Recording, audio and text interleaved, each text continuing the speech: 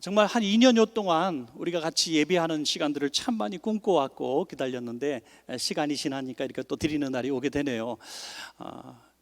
전에 듣지 못했던 그런 용어들이 참 생겼는데 그중에 목회자로서 참 생소하게 들렸던 것이 뭐냐면 현장 예배, 이런 예배였죠. 현장 예배, 당연히 예배는 현장에서 드리는 거지 현장 예배 이게 무슨 뜻일까? 또 온라인 예배, 또 나중에는 온라인 현장 병행 예배. 참 이것이 여러 차례 반복이 됐습니다. 인원 제한도 20명, 30명, 299명 아주 여러 차례 반복되는 이런 정말 정신없는 시간들을 통해서 현장 예배가 무엇인지, 그리고 우리가 평소에 드렸던 현장 예배가 얼마나 소중한 예배인지 생각을 했었습니다. 얼마 전에 차를 타고 이렇게 지나가는데 제가 이제 뒷좌석에 앉아 있었는데 갑자기 잠깐 차가 정차했는데 크게 간판이 붙어 있는 거예요. 현장 예배 가능 이렇게 써 있는 거예요. 너무 놀래가지고 야 이거 뭐냐 딱 보니까 무슨 공연장이에요. 자세히 보니까 현장 예배 가능이 아니라 현장 예매 가능 이렇게 써 있었다. 오죽 제가 현장 예배를 사모했으면 현장 예매 가능이 현장 예배 가능으로 보일까. 참 제 마음속에 시사하는 바가 컸습니다. 어느 날 어느 시점에 어느 시대가 돼서 만약에 우리가 거하는 곳이 대한민국이 아니라 외국에 살 때에도 혹시 현장 예배가 가능하지 못한 시대가 오지 않을까. 대놓고 나는 그리스도인입니다, 나는 예수 믿는 사람입니다 라고 말할 수 없는 그런 나라와 국가, 그런 장소가 된다면 과연 어떤 일이 벌어질까 하는 생각들을 해보게 됩니다. 오늘 이렇게 정말 자유롭게 우리가 예배할 수 있는 이런 환경이 된 것이 너무나 고맙고 감사하고, 그리고 오늘 예배하는 모든 순간순간이 정말 현장 예배의 소중함을 알게 되는 또 일기오준 지난 2년여의 시간이 아니었는가 생각을 합니다. 코로나 고맙다. 땡큐. 코로나가 우리에게 가르쳐준 교훈이기도 하죠. 여러분, 저는 세상에 꼭 있어야 되는 두 가지 공동체가 있다고 생각합니다. 그것은 하나는 교회고 하나는 가정인 줄로 믿습니다. 교회와 가정이 흔들리면 모든 것이 흔들립니다. 그러나 교회와 가정이 든든히 서면 모든 사회적 기반이 흔들려도 다시 일어설 수가 있습니다. 왜냐하면 하나님이 이 세상에서 지으신 두 공동체는 가정과 교회밖에 없기 때문이죠. 나라는 작아지기도 하고, 여러분 그 동영상을 통해서 보신 적이 있겠습니다. 나라와 나라가 흥망성쇠하는 그런 지도의 모습을 보면 얼마나 많은 나라들이 생겼다가 없어졌는지 모릅니다. 그러나 가정과 교회는 하나님이 이 세상을 창조한 날부터 지금까지 존속되고 있는 것입니다. 그리스도인의 공동체가 바로 교회이기 때문이죠. 여러분, 오늘 그런 가정과 교회를 주신 이 말씀, 이 세 가지 말씀이 있는데 이 세 가지 말씀이 오늘 함께 읽으신 본문이죠. 우리 다시 한번 읽어볼까요? 데살로니가전서 5장 16절부터 18절입니다. 시작. 항상 기뻐하라, 쉬지 말고 기도하라, 범사에 감사하라. 이것이 그리스도 예수 안에서 너희를 향하신 하나님의 뜻이니라. 아멘. 이 세 가지만 가정과 교회가 잘 지키면 우리는 하나님의 뜻이기 때문에, 뜻대로 사는 모습이기 때문에 하나님의 복을 받을 줄 믿습니다. 여러분, 세 가지 한번 기억해 보시기 바랍니다. 외우기 쉬워요. 기쁨, 기도, 감사. 가정의 가온도 이렇게 세웠으면 좋겠다는 생각 들고요. 기쁨, 기도, 감사. 뭐가 하나 공통점이 있죠? 뭐가 있을까요? 자유롭게 이 세 가지 단어의 공통점 하나 있어요. 첫 자가 기억으로 시작한다는 거죠. 그래서 저는 세 가지 기억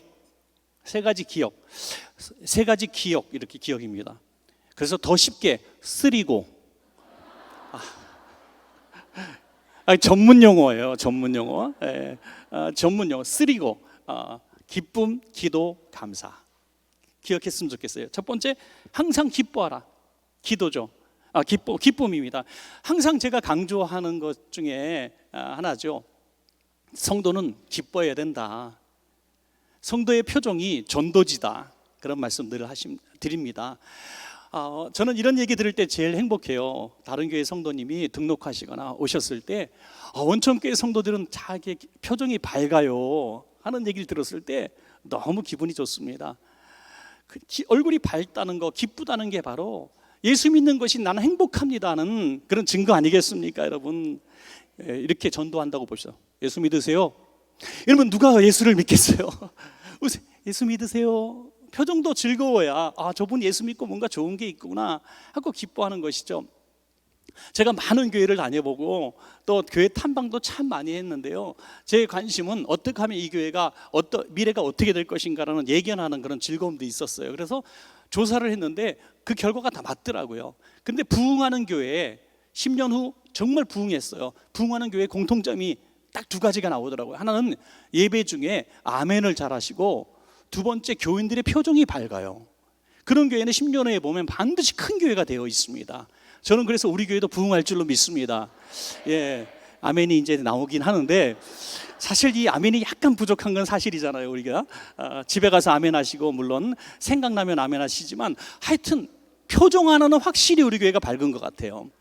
그래서 얼굴이 표정이 밝고 또 예배의 이런 즐거움, 자유로움.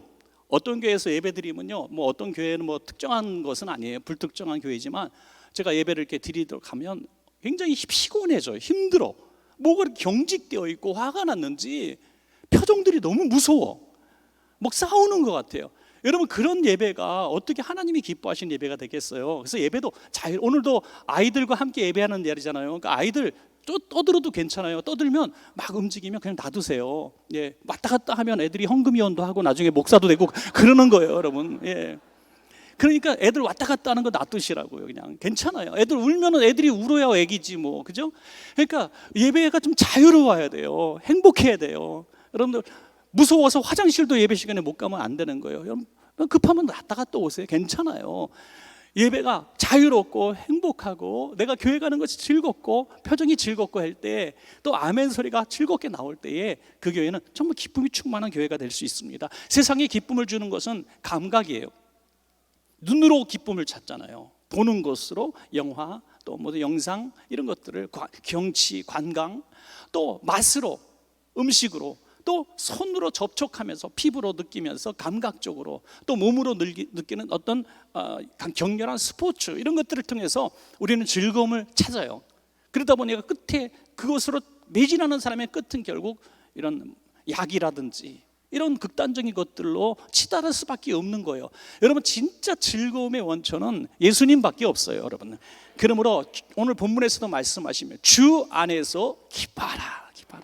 오늘 아이들 찬양하면서 막 춤도 추고 이렇게 모습 보니까, 야, 세상에서 우리는 술 안 먹고도 춤을 출 수 있다. 이게 얼마나 대단한 겁니까, 여러분? 꼭 노래방에서 머리에 넥타이 머리띠 두르고 춤춰야 웃는 거야. 아니에요. 우리는 술을 안 먹고도 취할 수 있어요. 그것이 예수 안에 즐거움인 줄로 믿습니다, 여러분. 두 번째는 뭡니까? 기도. 두 번째, 투고는 기도입니다, 여러분. 쉬지 말고 기도하라. 쉬지 말고. 저는 두 가지 기도를 늘 해야 된다고 생각합니다. 저는 이걸 강조하고 싶었어요. 첫 번째 기도는 여러분 자신을 위한 기도를 하십시오.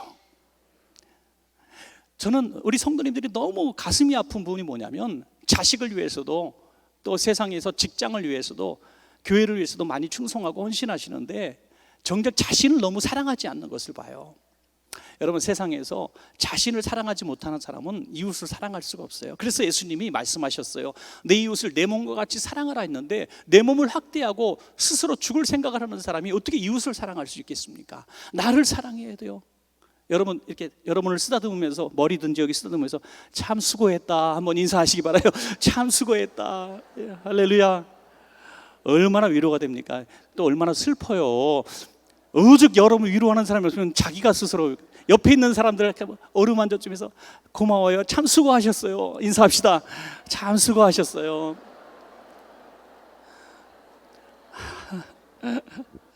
오늘 자녀한테 부부가 서로에게 수고했단 말 30년 만에 처음 들어본 분도 있을 거예요. 여러분, 여러분을 위해서 기도하십시오. 사도 바울은 이런 기도를 했어요. 내가 주님 앞에 평생 쓰임받다가 나는 버림받을까 두렵습니다. 이 바리새인 증후군이라 그래요. 바리새인 증후군. 어릴 때부터 신앙생활하고 교회에서 중직자로 또 열심히 남들이 하는 교회에 충성된 일꾼으로 살아가다 보면, 직장에서도 전 예수 믿는 사람이에요. 이게 드러나다 보면 바리새인 증후군에 빠져요. 다른 사람의 시선을 너무 두려워하는 거예요. 내 자신은 썩어 문드러져 가고 믿음의 기초가 뿌리가 흔들리고 있음에도 믿는 척하는 거예요. 여러분, 우리 믿음을 스스로 점검해야 된다는 거죠. 내가 정말 예수 믿는 사람인가? 저는 그래서 지난주부터 말씀을 드린 내용이기도 하지만 제 목회에 소원이 한 가지 생겼어요. 소원이 생겼어요. 이건 정말 은퇴할 때까지 계속 할 건데, 우리 주일학교 아이 한 명부터 우리 노년에 정말 90세에 이르는 우리 어르신 한 명까지라도 인격적으로 다 예수님 만나게 하는 거예요. 만나게 하는 거예요. 공동체적 만남이 아니라 인격적 개인적 만남. 어떻게 하면 그렇게 할 수 있을까? 목표가 생겼어요. 그것이 바로 정말 구원받는 비결이기 때문이죠. 그래서 스스로를 위해서 기도하셔야 됩니다. 하나님, 내 자신의 영혼을 지켜주십시오. 또 하나는 자녀를 위해서 기도하는 거죠. 요게벳처럼 갈대상자에 띄워보내면서 하나님께 맡기는 기도하는 거예요. 절박한 기도하는 거예요. 내 손이 닿지 않는 곳에서 아이를 보낼 수밖에 없어요. 그 아이를 위해서, 이웃을 위해서, 교회를 위해서 기도하는 거, 쉬지 말고 기도할 수밖에 없는 것이죠. 자, 마지막 세 번째는 감사합니다. 감사는 믿음이고요, 감사의 수준에 따라서 삶의 내일이 바뀌어집니다. 여러분, 항상 보면 그래요.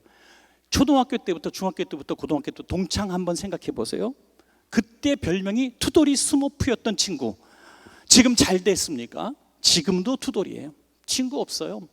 근데 모든 일에 매사에 긍정적이고 칭찬하고 격려하고 인정하고 넌 잘 될 거야 말했던 친구 10년 후, 20년, 30년 지금 어떻게 됐습니까? 다 잘 됐어요.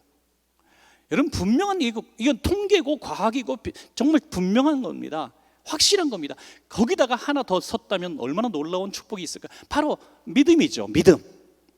하나님을 믿는 믿음 가운데서 원망 불평이 아니라 감사가 있다면 복 받을 수밖에 없어요. 여러분, 감사가 믿음, 따라합시다. 감사가 믿음이다. 예, 내 믿음의 수준을 측량하고 싶다면 선명하게 명쾌하게 답을 드릴 수 있습니다. 내 감사가 믿음의 척도다. 내가 얼마나 입술로 감사가 나오고 있는가. 범사에 감사하라. 범사는 모든 일의 뜻이에요. 모든 일에 매사에 다치고 넘어져도 감사하라. 이 일을 통해서 하나님이 주신 은혜들을 고마워하라는 것이죠. 한번 가만히 생각해 보세요. 내 입술에 퍼센티지로 나눠서 불평과 원망과 비판과 저주가 많이 나왔는가? 내 언행이나 생각의 마음의 뿌리가 감사와 격려와 칭찬과 인정이 더 많았는가? 여러분, 정말 중요한 거예요. 나를 스스로 죽이고 망가뜨릴 수도 있고 나를 복받게 할 수도 있습니다. 그러므로 감사를 가르치는 가정은 복되고 자녀들이 잘 될 수밖에 없습니다. 오늘도 옆에 아이들을 끌어안고 부모님 끌어안으면서 고마워요, 감사해요, 나는 아빠 엄마의 자식인 게 너무 행복해요, 나는 당신 너무 행복해, 다시 태어나도 당신과 결혼할 거야, 다시 태어나지 않을 거니까 그런 얘기 하지만 하여튼 난 다시 태어나도 당신과 결혼할 거야, 이런 얘기를 해주면 그냥 녹잖아요. 너무 감사하잖아요. 그럼 잘 될 수밖에 없는 거예요. 할렐루야. 자, 따라합시다. 기쁨, 기도, 감사, 이 세 가지가 항상 있기를 주의 이름으로 축원합니다.